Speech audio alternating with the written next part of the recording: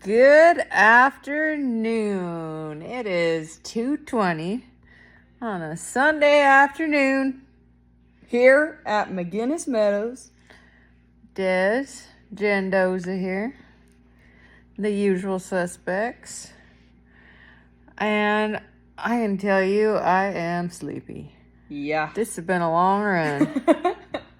And it's been a good run though. We just finished our last guest week of May. Mm-hmm. We had 16 guests. Just 4 of them were repeats. Everybody else was new. And it was a pretty freaking incredible group. Everybody just was really ginning. Just super good attitudes, great sense of humor. Oh my goodness, yes. They got all of my weird off the wall stuff, which I really appreciated. There was nothing too off the wall for them. They were pretty good, man. And it was actually really cool because early on in the week, a couple of our guests from totally different opposite ends of the country and world both wound up with COVID, but it really didn't spread. The show just kind of went on, and what was neat is because obviously we tried to follow guidelines and protocol, but they're a little different now than they used to be. But it was neat because we asked, because once they kind of started to feel much better and we're kind of back in the riding game, we asked and just made sure that everybody was comfortable if they wanted to do arena horsemanship, if they could, and everyone was like, yeah, let them come in. So really the week just kind of went on, and everyone got a lot out of both the arena and riding outside. So it was nice to have such a flexible group, and everybody else stayed healthy. Yeah, everybody stayed healthy. Everybody was great. We did a lot of stuff this week, and I feel like they got a long way. So they were checking cattle on pier quite a bit. Noah went out every day, and then Brenda went out, Jen went out on different days. But the goal was most of the cattle were kind of on the east facing side. Yeah, and we just had to push them over the other side of the mountain where they could find the water and the mineral over there. So that was kind of the prerogative this week, and then get eyes on them, check all the minerals, check the fence. So we did have one steer. So there was one day where some kind of debacle, the fence accidentally got turned off.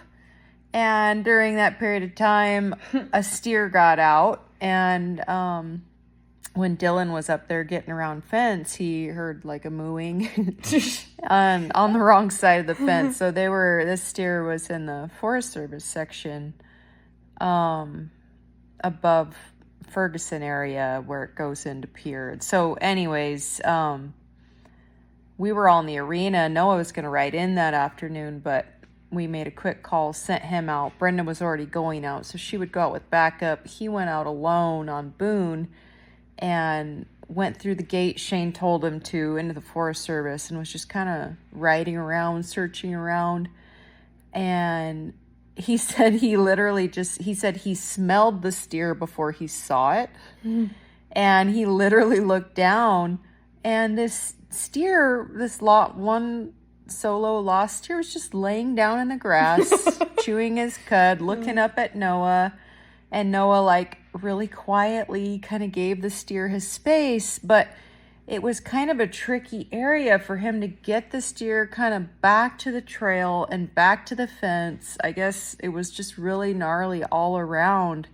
So Noah just instinctively, he said he channeled his inner Max. Max last year had a really great cow call. Really good. And Noah actually just kind of went a little ways off in the direction he wanted to go and started mooing. The steer was so lonely, he would call back to Noah, and then he started following Noah on Boone. And so this went on for, I think Shane said it was at least a mile. The steer would kind of stop and want to eat grass, and Noah would kind of wait and kind of moo to him, and then he'd start walking again.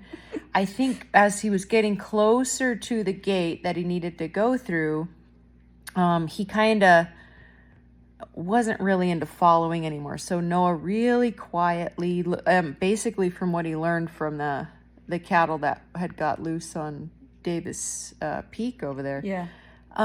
Just really quietly was kind of urging him towards the fence. And thankfully, like right around the same time, on the right side of the fence, Brenda was coming up with her guests with a few head of cattle. So they were kind of making some sounds. So Noah was able to get him through. But it was just so cool. Like, I asked Noah, like, what made you think to do that? And he's like, it's just like instinct, because it wouldn't be something that somebody would generally think to do, but it really worked out. So that was a huge win for Noah. That was cool stuff. Yeah. But that was kind of like the only, I guess, crazy thing that happened out of the ordinary thing that happened.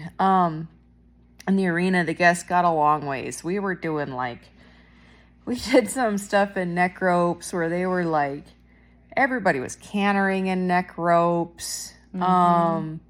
We did like groups with like a lot of, we had some really kick-ass leg yielding going on. We've got great videos of that. Yep. Of course we did our round pen deal, and a couple of them, Liz, aka Lizard, and our guest Lila, they really kicked it up in there and kind of did a Chase Des game, which was fun for them.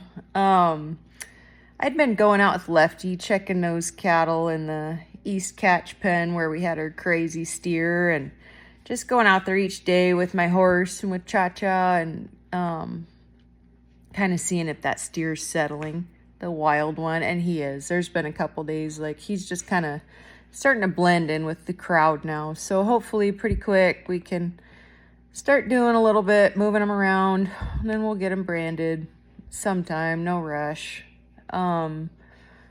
But yeah, and then for the grand finale for the guests, we did horse soccer tournament. Cutthroat. It was cutthroat, but Jen and I the whole time were kind of sitting out, and everybody was kind of, each team at the end of the morning was tied. Mm-hmm. And so we had to have a tiebreaker game. Well, those tiebreaker games, Jen and I both picked a team, and everybody else kind of had rules of the game. They had to maintain their positions and their rate and all that and stuff. And Jen and I said we didn't have any rules. Whoa. Now, I thought we had rules, and then all of a sudden I see you cantering as everybody's only allowed to walk. And I said, oh, okay. We didn't have any positions. Des was everywhere. Well, Lila requested I was on her team because it was her birthday yesterday. That's true. So I was determined that we were going to make the winning goal. And luckily, it was really awesome because Lila actually, she brought it in. She brought it in home for the win. Yeah. So they were really happy about that. We ended with some cantering yesterday afternoon. And then after dinner, I guess Holly had some insane ping pong matches with the guests. And she said Deanna beat her. She lost. Deanna, and that was in her orientation. Fun fact was that she's an avid ping pong player. Well, they're playing doubles. I think it was Deanna, Mike. You know these Europeans, you can't control them. But that was fun. And then Noah branded a bunch of boots and a pair of chaps, I think some bags, maybe luggage. I don't even know. He branded a lot of cool things. So guests were like really happy with that. And we had Tina and Rasmus. They had their GoPro on throughout the week, so they got cool videos. And then Clint got some cool videos with his sunglasses video. I want to get some of those. Those things you just hit a button and it takes them. The quality's like really freaking good. Oh, that's cool. So that's super. Anyways, cool. And the ponies are all happy right now because they're just starting. Last night two nights ago was their first few nights on grass for 8 to 10 hours. So they're starting to get out there full time. They're back in the program now. They'll be fat and happy. Yep. They're about to move into the shop pasture. Yep. The only other thing, I wanted to bring this up. So we did notice on Pier, before we turned the cattle on, that there's a flower called larkspur, which is actually a really common flower in gardens. It's very beautiful, but it's also deadly to cattle. A little less deadly to steers over like cows. But it could be deadly nonetheless if eaten in a certain quantity. So in the beginning of the week, Brenda and Liz and Lainey were out there just picking bags of it to make sure that they weren't getting into it. Ironically, I knew exactly where this particular flower would be in some spots because in the old days, before Holly used to go to Costco and grab beautiful bouquets of flowers, in a pinch, I would tell Shane, take me up on Pier and I'm going to grab wildflowers for the guests for the lodge. Well, little did I know that in my beautiful bouquets of yellows and reds and blues and purples, I was decorating the lodge with larkspur. And other noxious weeds. So, yeah. It looked good, though. Yeah. But awesome. Anyways, the cattle they don't appear to be interested in the larkspur. There's not enough up there now for them to get themselves in trouble, but it was definitely needed what Brenda and the girls did early in the week. That was a big deal. For sure. Kudos to them. Did you talk about the moose? No.